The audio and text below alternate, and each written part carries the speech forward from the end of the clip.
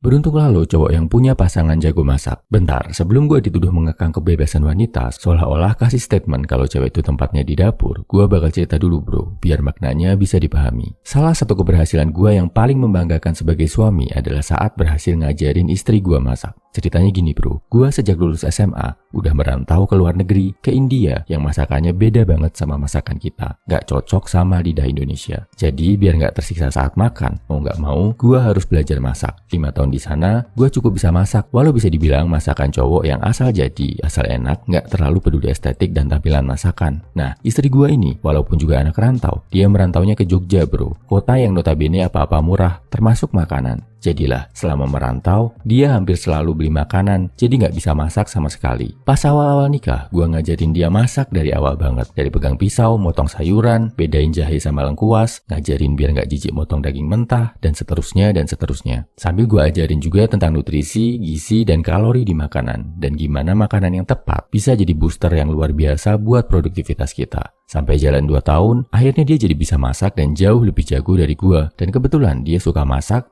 dan bisa aktualisasi diri lewat masak, bikin usaha kuliner, belajar tentang pastry, baking, dan lain-lain. Enaknya gini bro, pertama, jauh lebih sehat. Masak sendiri, lo bisa membatasi gula, garam, micin, minyak dari makanan. Gue juga termasuk orang yang peduli banget sama nilai gizi makanan. Jadi misalkan gue lagi cutting, lagi program nurunin berat biar otot makin kering, sekarang gue bisa request ke istri. Hai istri, gue request ya, menu malam ini kalorinya maksimal 500 kilokalori, proteinnya 30 gram, dan gulanya serendah mungkin. Dan ketika istri gue bisa paham tentang nutrisi ini, bisa mewujudkannya dalam bentuk masakan, otomatis hidup jadi lebih sehat.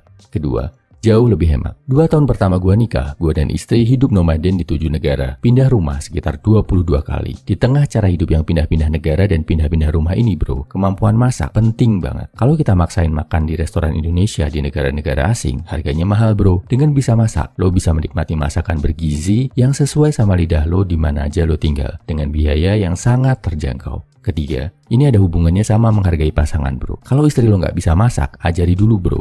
Atau kalau lo nggak bisa masak, sediakan guru masak buat istri lo. Bisa kakak cewek lo, ibu, atau malah sekalian ikutin ke kelas masak. Biar fair, jadi lo nggak cuma sekedar nuntut aja. Kalau di awal masakan istri lo nggak enak, tahan kritik lo bro. Hargai usahanya, masakin dengan keras, belajar dari nol. Jangan sampai lo malah menghina, mencela masakannya. Bisa bikin dia kapok masak lagi. Kasih paham ke dia, selera lo itu yang kayak gimana, yang menurut lo enak itu gimana, tanpa perlu merendahkan usahanya.